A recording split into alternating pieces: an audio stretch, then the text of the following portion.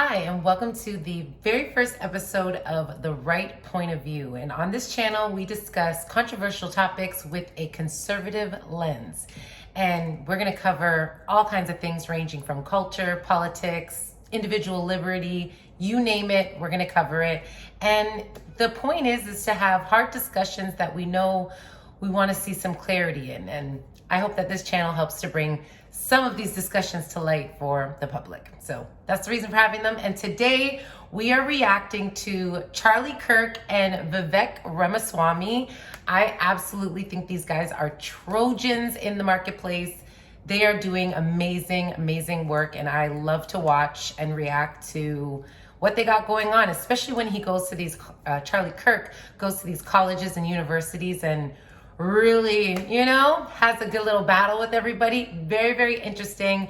And I'm going to give my commentary along the way. Let's get into it. Let's go. A little bit of prove me wrong disagreement. And I brought Vivek Ramaswamy up. Big fans. You're Vivek who ran for president, right? That's Ramaswamy. Oh, that's just great. I've got a question that I think has been on everybody's minds a lot. I really speak for the people here. I just want to say, what do y'all think? Unlimited bacon or no games, or unlimited games, no games but no games? All right, next question. Next? Trolls will not be tolerated. Thank you very much. Trolls will not be tolerated. I love it. I love it. Yeah, that's great. So you know what I really like about both of these guys is they have a smooth way of making their point. They don't get emotional, and sometimes you see these people come on here and they are extremely rude. Sometimes I want to jump into the damn screen did your parents, who were you raised by? It's actually kind of wild. But these guys are phenomenal at keeping their cool, keeping it to the subject matter, and not letting, these people get them emotional. So love that about them. Thank you. Have a good one. Can I have a hat? Nope. Thank you. Charlie, you've stated that you're not into criminalizing the mother for an abortion. Why is that? How can we make a law that has no consequences? Well, there's two parts of this, right? The first of which is no person should advocate for retroactive enforcement of something that was once legal to then make illegal. We can agree with that, right? Right. No matter what the law is, you cannot claw back. For example, if all of a sudden the government says you can't have a public assembly like this, and that is effective tomorrow, they can't go back today and put us all in prison, right? So that's number one, retroactive. Number two, my heart goes out to women that have abortions. Right. Because they're lied to and manipulated. And it's based on one very simple medical principle. And actually, sorry to keep cutting, but we got to anyways. But abortion, huge topic. I actually have a really good video coming out after this one. So y'all go check that out. And also like this video, give your girl some love, help to spread the message, because, there are so many people on the other side of the aisle that need to hear these conversations. So help support the channel. Act of informed consent. I do not believe women, largely when they get abortions, know what they're doing. They're not given ultrasounds for their baby. They're not informed of the gruesome and graphic details surrounding their procedure. Instead, the justice system should be focused on the abortionists that are actually... I'm not sure of her perspective, but she literally has a Jesus Saves shirt on. And maybe she's just exploring more detail to her question. But I do find that, birth control is not meant to be, abortion is not meant to be birth control. And I find that is really what they're trying to tackle, is just this growing trend of people just having abortions. It's like a hangover, I'll just, whatever today. I just think it's, anyway, we'll get to it. Doing that procedure. Does that make sense? I mean, I guess, but the person also committing the crime, killing her baby, I feel should also be held responsible. How can we ban abortions and the mom just still be let go? Yeah, we're just not going to agree. I just don't... First of all, she's not doing the act. Many times she's being forced into that situation by someone paying for that abortion, such as someone that she might have had a relationship with, or even in terrible pimps also. Facts. He just hit the nail on the head there. Pimps too, but the men in general, a lot of I see on the conservative side always talk about like how come men don't get a say, but honestly, I don't think a lot of women would be going for abortions if they felt supported by the man. You know what I mean? I feel like 8 out of 10 times, but probably if a woman wants an abortion, it's because she doesn't feel solid with the person that she's gonna have the baby with, and it's a big step to take on all of that. Of course, they should have thought about that way before at this point, but usually I find the guy isn't trying to be involved is why they go that route. Do it as well. But we're not going to agree, because I think our posture on abortion should be compassion for the women that have abortions and get abortions, and justice for the industry that lies to them. Okay, thank you. Thank you.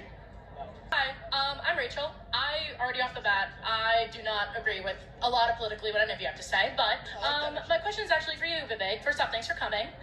Second, as a person of color, and as someone of Indian descent, does it offend you whenever there's comments made about Kamala and some racial insensitivities on that? Does that offend you in any way or hurt you, or does that drive you to still try to be representative of your party, even when those comments are made by your party? Give me a specific comment. Okay, well, for example, the recent thing that was if Kamala got elected. I love Vivek. Like, he is hands down. Give me a specific comment. Like, he's ready for the smoke every time. I love it. I just love it. The White House would smell like curry. Is that offend you in any way, or is that just like drive for you to? For the record, Trump did not say that. No, Donald Trump did not say that. You have to make that point, because you know if you don't make that point, the headlines tomorrow are gonna be like, college student claims Donald Trump said the White House smelled like curry if you put an Indian in there. That's terrible, but no, nobody said that. She's like hypothetical. So I'm a pretty thick-skinned guy. I can tell the difference between somebody who has an earnest joke and the person who actually happens to say that. I happen to know doesn't have ill will towards Indian people. But if you're gonna joke, my only rule is you better apply 360 degrees. Okay, you can't apply it selectively. If you can dish it, you better be able to take it. A lot of Indian Americans across the country actually have been somewhat disappointed for a long time about Kamala Harris's willingness to engage with and listen to a lot of the concerns even of the Indian American community. I'll tell you what one of them is relating to merit in getting into college, merit in getting into jobs without regard to your skin color, your discrimination. I think most people want that better life for their kids. And so I think most people think about that regardless of their skin color. But if you're thinking about actual concerns of the Indian American community, that's probably very high on the list. And Kamala Harris is failing to embody that. Now, for me, my own view is... Sorry to cut him again, but let's keep it honest. Kamala Harris isn't really identifying with anything. It's like, whichever way it goes. I think if anything we've seen her really identify with, it's definitely Indian. We saw the little cooking thing when she was senator. They were like, oh, first Indian descent senator or whatever it was that she was, and all of those types of things. So, I mean, we just know she's unauthentic, so. Let me level with you a little bit. I actually think we have seen an unusual level, like this is in the last year, okay? And it's strange. A small uptick in anti-Black and anti-Hispanic racism in the country. And I would have never thought we were going to see it. Here's why I think we've seen it.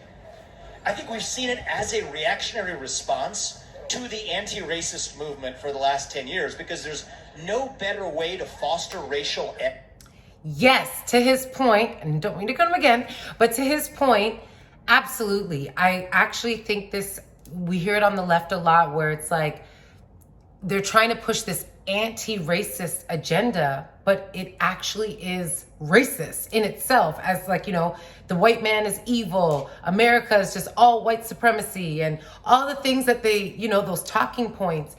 It drives the emotions, especially in communities like the Black community. I find the Black community is so guilty of this, where they really get pulled emotionally into a cause because, just over the years and the programming and how we kind of have been, not only have we actually been victimized, but then that victim mentality has been driven so hard in the Black community that, I think it's actually in a path to looking for equality, we've actually just created more division. Crazy. Than to take something else away from someone based on their skin color. So when you say you don't get that federal aid, or you don't get that seat in college, or you don't get that job because of your skin color, you're going to have a negative attitude towards the person who was favored because of their race. Okay. And this is what's going on in Springfield, too, by the way, when I'm visiting tomorrow. No, in a certain sense, if you're going to put 20,000 people who are not going to be able to integrate into a community, into that community, I sympathize with people who are suffering as a consequence of that. That's necessarily going to spawn a reactionary response. I did agree with you on that when you said that earlier. But then you can't blame the reactionary response and say they're responsible for the division. I think it's a lot of those policies that created that division in the first place. And bluntly, I do put a lot of that at the feet of Kamala Harris and the movement that she represents. So that's where I'm at on it. Thank you for the question. Yeah. Thank you. Have a great day. Yeah, you too. Thank you. Well said. And another thing too is even with the illegal immigrants, we're seeing that in Springfield right now too with the Haitians. Now, obviously, not that anybody truly intended to highlight the Haitians in a bad light, but this is a real thing that's happening, not because Haitians are bad, but because of policy. When you drop a bunch of Haitian immigrants into a place without the resources, without, the understanding the traditions and all those types of things, it's going to clash with the local community. You know what I mean? So he makes a really good point there. Do you feel proud of yourself for debating college kids who are unprepared to Here we speak go. in front of an audience like yourself? Hold on. You're 30 years old. We can agree you're 30 years old, right? Do you think that's a little bit silly? Are you a voter? I am a voter. Oh, I'm so registered. I vote and you vote. So I'm talking to voters of this country that will determine the future of Western civilization. Ooh, okay. I love Charlie Kirk. He just be doing the damn thing. Every time. Look at this girl. She thought she did her big one. She really did. Like, girl, take your mocha, whatever that is, and Professor talking to boot you. it. Been a professor talking to you? Who are you? Well, enough. Who are you? Enough for you to come up to a microphone. Actually, when I first saw this ad, I thought it was like an improv comedy thing. It looked so ridiculous that I didn't even think it was real. Well, no, you can see. Look how popular Trump is on your campus. How does that make you feel? That's not comedy. That is a 5-alarm fire for Kamala Harris because she's probably going to lose Pennsylvania. And the only joke I really see on the screen right now is this girl. Look at her. Like, every time you find one of these, like, people with a couple screws loose, like, they got a few screws loose, this is how they behave. They're never respectful. They can never properly articulate their point without completely insulting you. It's actually, like, wild to me. Look. And look at Charlie. He's just I like, just want to be clear. drops Is my there mouth. something wrong with talking to voters? No, there's nothing wrong with talking. Well, that's what we're doing here today. It's an open I mic, think that you push a dangerous agenda. such as. Your explain. stance on abortion rights, for example. Here we go. Okay, so See, this is what grinds my gears is since the beginning of time, people have had difference of opinion, right? There's nothing wrong with thinking differently from other people. As long as you're not hurting anybody and you're safe. And these guys are just fighting for pro-life. The other side is fighting for pro-choice. They've met somewhere in the middle. So to say that it's dangerous or, you know what I mean? Like, it just really bothers me that they it's really just regurgitating the headlines. Like, I guarantee you she watches CNN, 100%. So let me ask a question. What is your name? Gene. Gene, and what is Vivek, your always understanding of respectful. the current Republican Party's stance on federal intervention in abortion? Well, I know that they want to bring it back to the states, right? Done. So it sounds like you do know that the Republican Party's current stance on abortion is they're against a federal ban on abortion. I do We're understand talking about that, a yes. presidential election as the Yes. important election that we're talking about here. I understand that. Okay, look at the difference in demeanor. This is what I mean about Vivek. Vivek. He's like just a pro at this. He knows how to like calm you down. He's so reasonable. He knows how to really read a person and break it down from their own viewpoint and completely disarms them. But let's see how this goes. Great. So again, I think this open dialogue is great. I think it's great you're here challenging Charlie, and I think it's great that he's willing Exactly. to travel campuses across this country to talk to the next generation. we need more conversation. Now, where's the disagreement, though, on content? Because you can criticize style or why you're talking to people Listen, or dunk on someone personally, but where do you actually disagree? I agree with the substance, the period. way that you edit content and specifically frame it so that people look bad talking to you. The way that you edit your content. We post unedited content. Let me just ask you one thing, though, because you can personal info. She's stumped. She doesn't know what to do. Where's an Look at area her where you have a no. Look at her face. No, first of all, that was kind of dumb for her to say anyways. Like, of all the things that you could have stood with your 5 minutes, that's what you came up with. And what content specifically, you know what I mean? Are these guys actually even editing their own content? Charlie Kirk just jumped in and said it's raw footage, but you know what I mean? Like, girl, you have no leg to stand on. You know. With the conservative movement, with Donald Trump, with Charlie Kirk, perhaps with myself, I was a presidential candidate last year. I think we need to talk about that more in the open. And the more we do, the stronger our country's going to be. We got a long line of people, but I want to hear from you one substantive area where you have an authentic disagreement, and I'd be glad to address it. I'm sure Charlie would too. Just in anything, political, relating to any political she topic has where you have a nothing. She has disagreement. absolutely no. Okay. I disagree with some of the laws that are being pushed in Congress that are against the LGBTQ community and the trans community. Okay, so let's talk about it. Answer,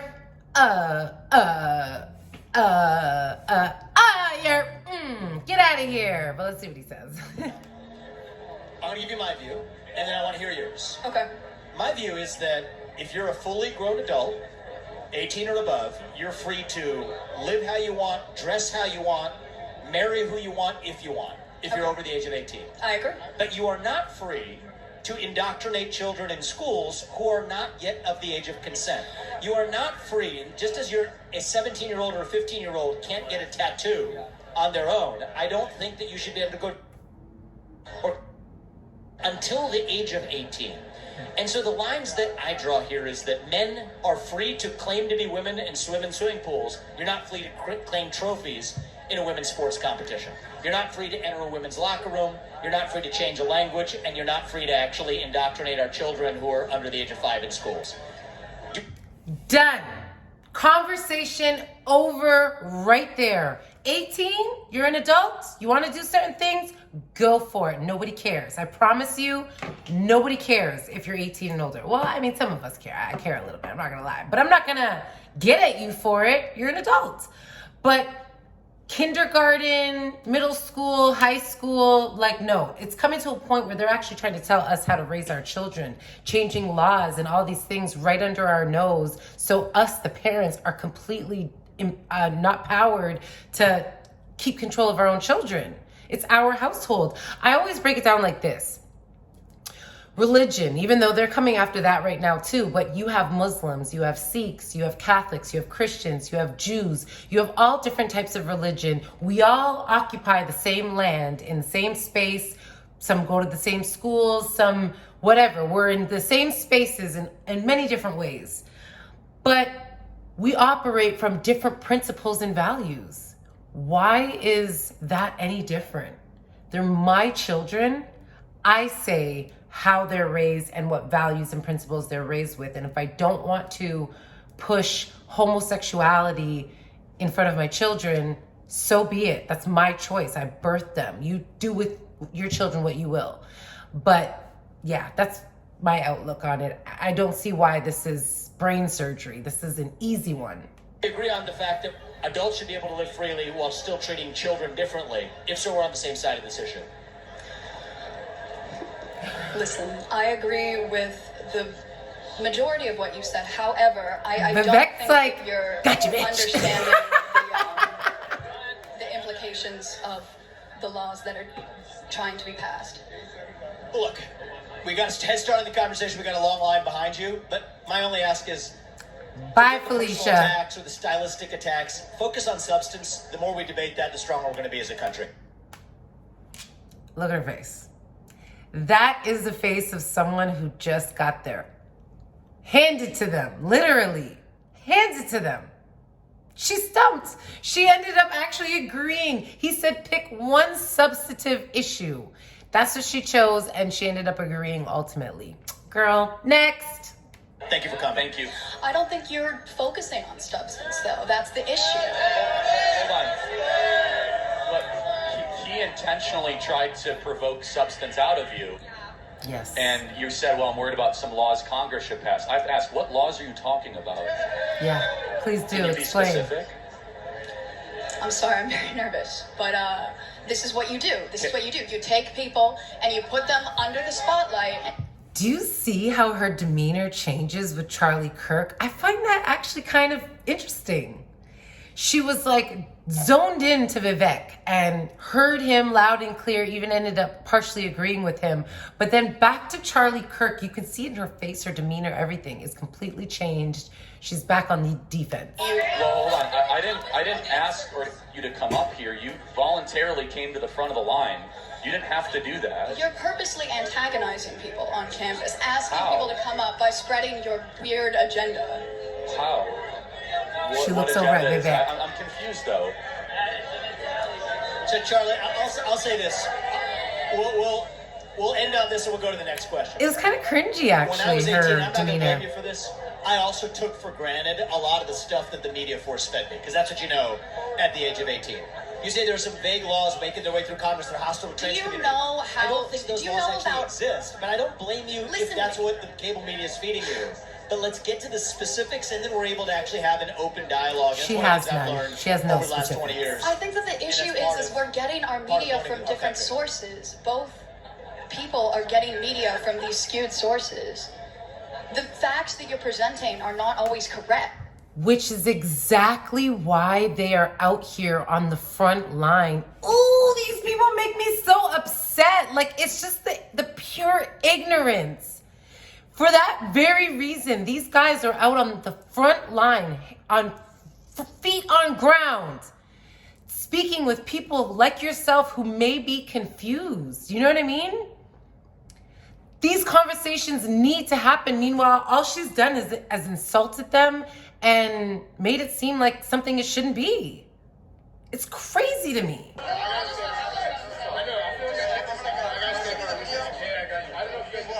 Right in Biden It's fascinating. on the Right ballot. in Biden. Yeah, it's a new movement. Me and my roommate have started really trying to take it off here. Stuff like this. Okay, I see. But yeah, I think the Democratic Party turned their back on Joe Biden way too fast. It was like overnight. One night, they were all supporting him. The next night, I look at Twitter, bam, no longer voting for him. He lost the ticket overnight. Nothing's more undemocratic than that. Agreed. That is a fact. And no argument there. I mean, Biden, in my opinion, terrible. Racist too. If you go down the history, there's so much to unpack there. But yeah, the way that happened was very undemocratic. You know what I mean? For the people who are trying to protect democracy and say Trump is going to end democracy, they did a very undemocratic thing. You know what I mean? I thought it was going to be a disagree. Thank you. I agree. I totally agree. And so I guess you're more liberal leaning, probably, maybe. I'd say most of my ideals align with Joe Biden. No, that's fine. Joe And why do you Biden. think that Democrats, saying they're the party of democracy, were able just to remove a candidate? That should bother more people, right? Well, I think it's not necessarily something with the Democratic Party. I think the Republicans would do it as well. I think it's just an issue with the two-party system. Honestly, that's my... So, look, Charlie and I share this in common. We're not afraid to, and have not been afraid to criticize the Republican Party when necessary. Right. I just think in the political system right now, overall, in general, what do we have? You got a bunch of puppets who are wielded by the managerial class, including a mega donor class, that uses politicians as pawns. You see it in the Democratic Party, you see it in the Republican Party. We're in a unique moment in the history of the Republican Party. It wasn't this way for most of my life. Right. But we're in a unique moment where the person who happens to be the Republican nominee is independently a billionaire and is at least, you may disagree with his policies, but he's at least not somebody who's controlled by that machine.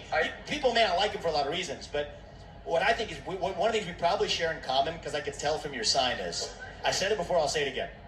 The people we elect to run the government should be the ones that who run. actually run the Right. government. I fully And agree. Joe Biden has not been given the freedom to do that. And I think if we agree on that much, call that an agreement rather than a disagreement. I think the issue is, though, although Donald Trump is a billionaire by his own right, if you look at, FEC versus Citizens United, the Supreme Court case, Donald Trump's also getting an insane amount of money from private donors, 501cs. Kamala Harris is actually getting far more. I know. It's Five like times what? more. It's like 300.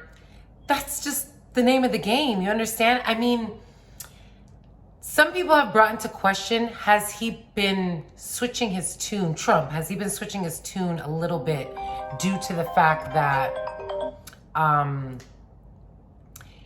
he's growing in such popularity? Like, he's been popular, but he's like really popular at this point. You know what I mean? So I think that's fair to kind of press that issue. Is Trump being compromised in any way? Yeah, he's a businessman. Yeah, he's rich, but he wants to win. So how far will he go? Will he promise people some things here and there? Something we got to consider, million to 200 million. I don't think it's 5 times more. It's 5 times more. It's not even close. I don't think that's true. Either way, if you want to get mega money out of politics, I think you're going to find some allies here in thinking about ways to do that for the system. You're only looking. Just a kind of a wonky thing. It's more than what Open Secrets reports. However, Okay. I think this is an admirable crusade, Thank you. and we're going to publicize it on our social media Of channels. course. It's That's kind of lovely. interesting to me. Yeah, I think it's a unique movement. I just wish more people would consider Joe Biden for 2024. I think we turned our backs on him way too fast. Okay, he's not considerable, but what I agree with him on, I mean, Joe Biden had to go. That's a fact. But they should have done that primary. They should have got his replacement voted in, not just... And we all know that was no accident. That was absolutely on purpose. Okay. I'd love What's to your see name, more. man? I'm Ryan. Ryan, what's your last name? Ryan Farah. Ryan Farrah's starting a movement. Let's see how he Thank does. you. for the Yeah, next 50 He's days. trying to change the world. Thank you. I was lovely talking to you guys. You Thank see you. how amazing these guys are? No ego, no nothing. They're always willing to do the right thing. Yeah.